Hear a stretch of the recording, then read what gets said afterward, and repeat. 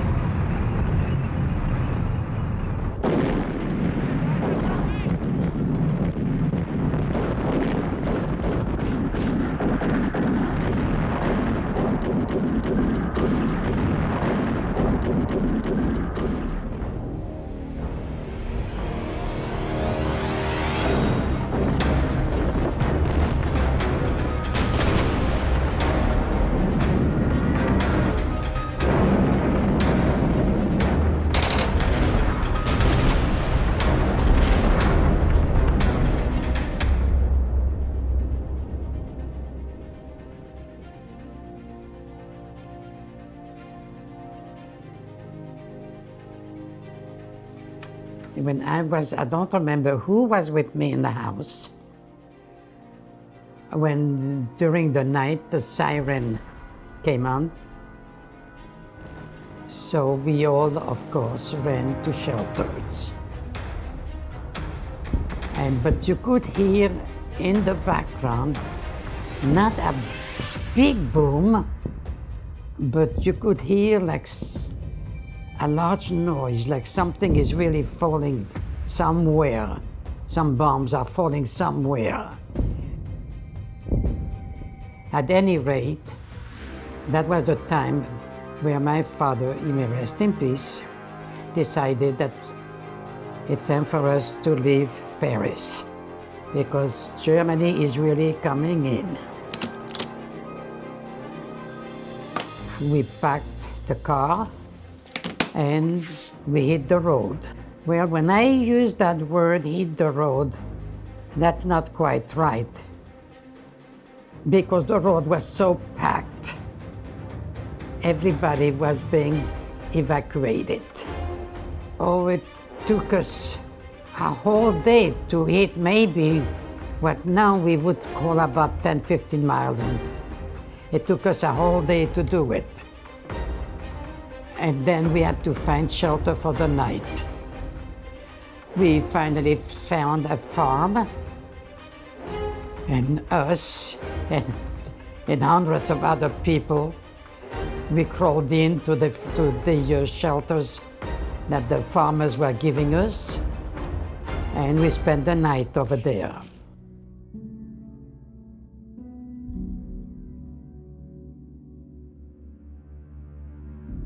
And no matter what, we were traveling south.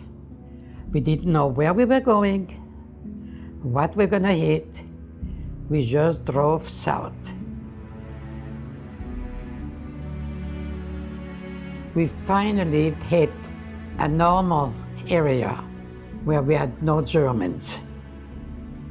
And that was by the mountains. When we got to Bessin-Chandès, we ran out of gas. This is where we remained for the duration of the war. We just happened to hit a very nice farming area.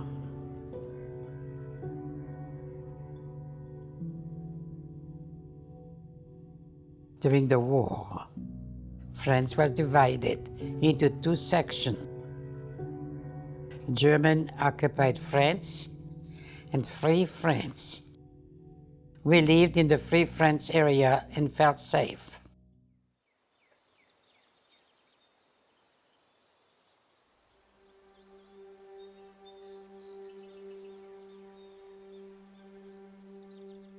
Being that I was about 12 and a half years old, I was in charge of walking to the farmers to buy food. And one of the elderly farmers said to me, "How come that you're running away so much from your home?" So I said, well, it's not that we're running away, but being Jewish is not the best place to be surrounded by Germans. And he looked at me. And then he said, so young and Jewish already. And that is a fact. That's exactly the statement that he made. He had never met a Jewish person. He thought it was some kind of a sickness. So I explained to him, it's not a sickness being Jewish, it's a religion.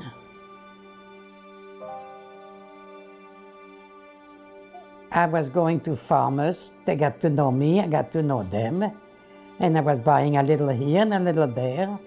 Eventually, as the years gone by, I started working for them.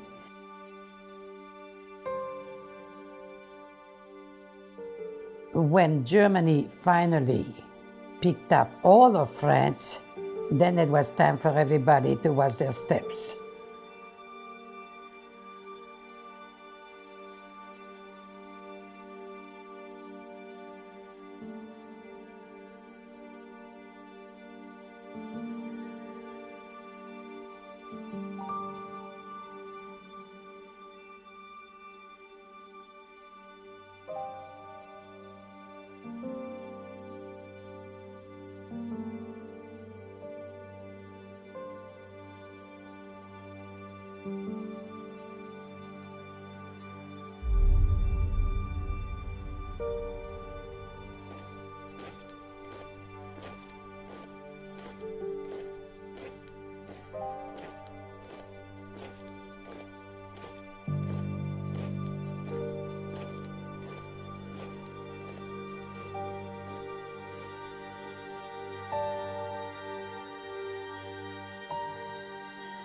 And that was the last time I ever saw him.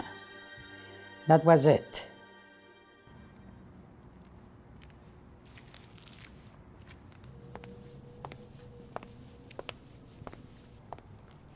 Apparently, he had joined a group that was moving a few of the people in the southern part of France.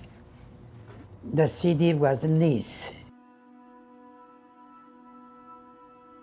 Their group were in charge of smuggling children and women from France into Switzerland. They were not dealing with arms. They were not shooting or killing or anything like that. They were just moving children and women to Switzerland until he himself and his group were caught at the city of Nice.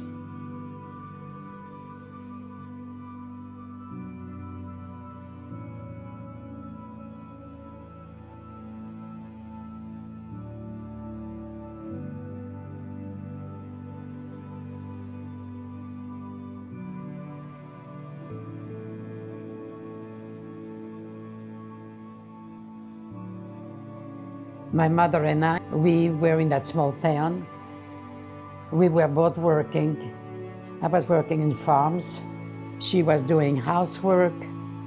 She was doing cooking jobs, baking jobs. The farmers used to come with a little bit of flour or whatever, if she could make noodles for them. That kept us going.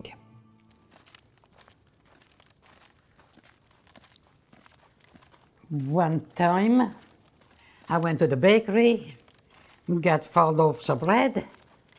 I go out and want to hit the road to go to the farm, and boy, I stopped fast, loaded with Germans.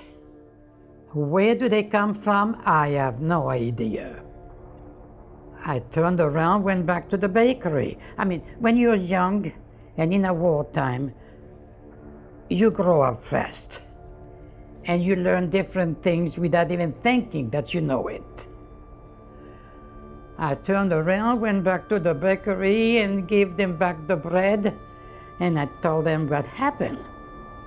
So they gave me one small little loaf of bread. That gives you a reason for being outside shopping. So I put the the baker told me that. I said, sounds good to me. So I take my bread and slowly I walk down. I don't rush. I don't run. You can't do that. And I went in to the house. It's an apartment building. I went in. I closed the door behind me. And instead of going to our apartment, next door to us was a family, Italian family. And there were about 4 or 5 women over there and a little old man. They say, you come in with us. So we went in. They were risking themselves, but they didn't pay attention to that. So we went in. My mother went into the bedroom with the other elderly lady. And they started making beds. And me, I had nothing to do, so I took one of the toddlers playing little games.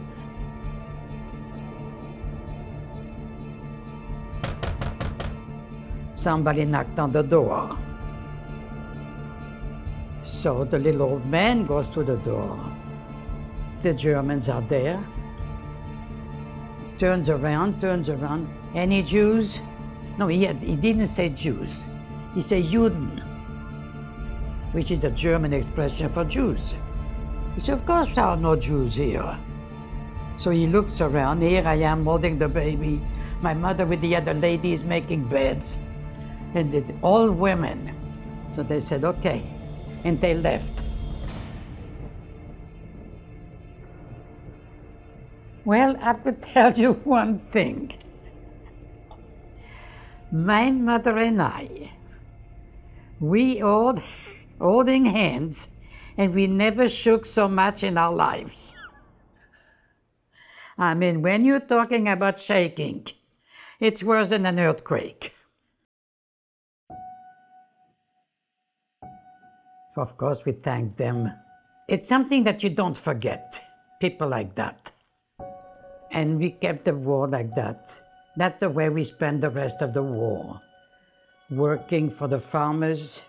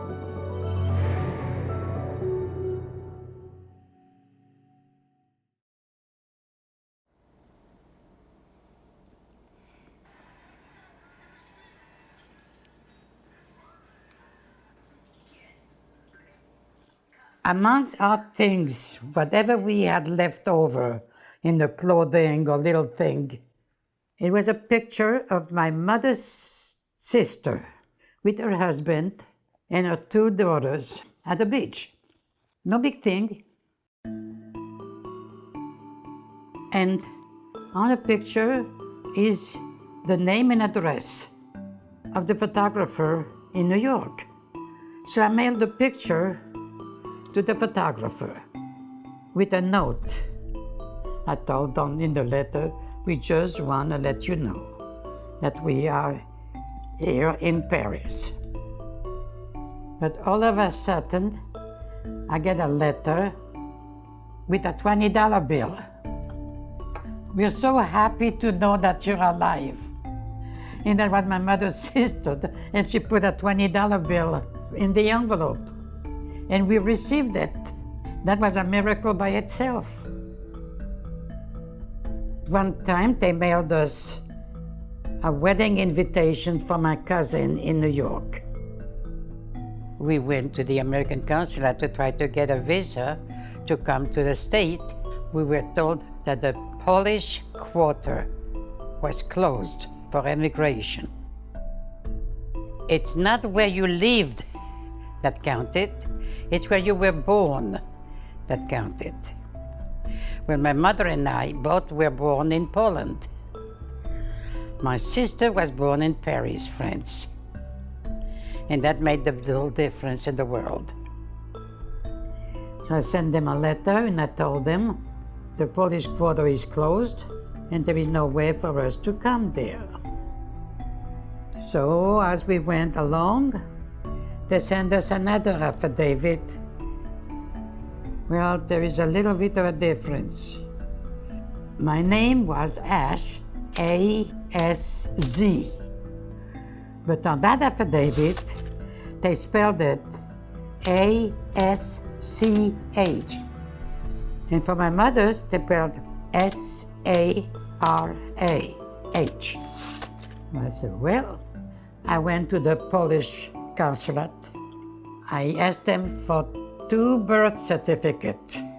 Well, they cannot get any birth certificate from people that were born before the war. In Poland, everything was destroyed. I said, look, I'll need it for some paperwork.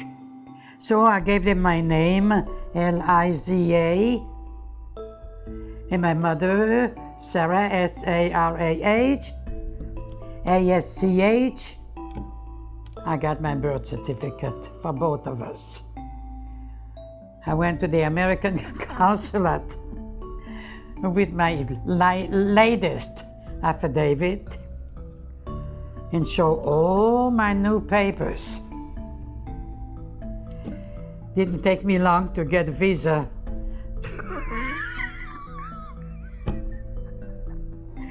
And it's the God honest truth. And it's really not so bad, it's just a difference of spelling on a name. So that's all it took. And I ended up in New York. I hope they do not send me back to France.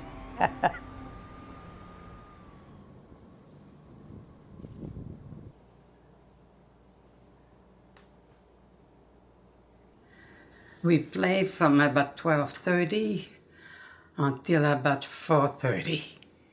Mahjong. We've been playing, all of us, we've been playing for heaven knows. It must be about 65 years as long as I'm playing. And I'm sure for them the same thing. Sure. In New York. Oh, wow. When we arrived in New York from France, it was 2 days before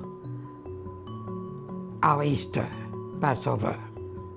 So there was a big dinner at my uncle and aunt's place. That's where we lived with them until we got quarters. And the second night was at my cousin. So we went there. And you know, in France, when you go to and visit family, you know, you kiss. So yeah, I don't know anybody. I'm only here 2 days. So I go kiss around everybody, including that one guy standing there. His name was Ben Nelson. My uncle and aunt were very religious people. So to them, a Jewish young man that came from Palestine, those days that was Palestine. Oh, you can beat that. And at the time I wasn't speaking English, nothing. I didn't even understand it. But I understood Jewish. And that's what they told me in Jewish. And that's how I met him, at that dinner. And he's not married. To them, that made the biggest thing in the world. It had to be destiny that sent him. And they were absolutely against me not marrying him. I had to marry him. I said, well, I don't intend to have a nice young man. I'm going back to Paris. I was definite that I was going back home. Forget Paris. You don't go back to Paris. You stay here. Time passed, about a few weeks. He came to visit. We went out for a movie. And I still decided, no way am I going to marry him.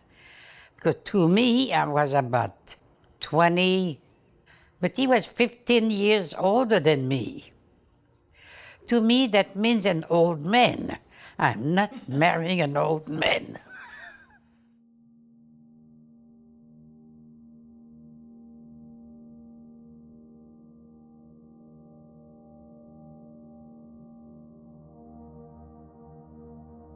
When we got to that big building, which I had no idea what kind of building it was, here were two of my cousins.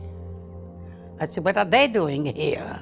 Well, we need it for witnesses for the papers. Okay. And he is there too, Ben. I said, well, what is he doing here? Well, he's got to be here too. Okay. She said, whatever that man over there tells you, whatever he says to you, say yes.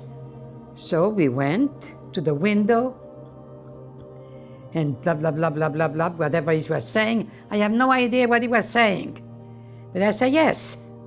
And he said yes too. And then a couple of minutes later, we signed papers. I said, okay, it's finished, let's go. So once we're outside by the door, my cousins say, Mazel tov, Mazel tov. You know, it means good luck, good luck.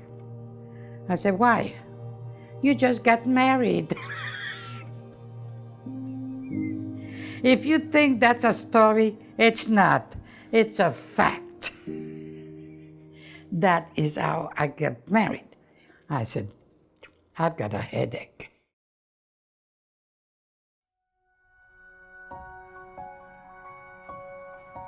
We got a regular wedding, must have been about 4 or 5 months later.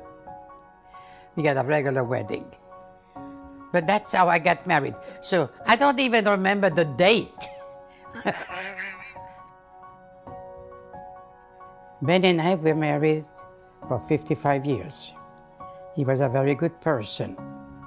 Our family was our life. Ben worked in the poultry line, and I did secretarial work. We had 2 daughters, Sandra and Sherry, and I can honestly say I've lived a very good life.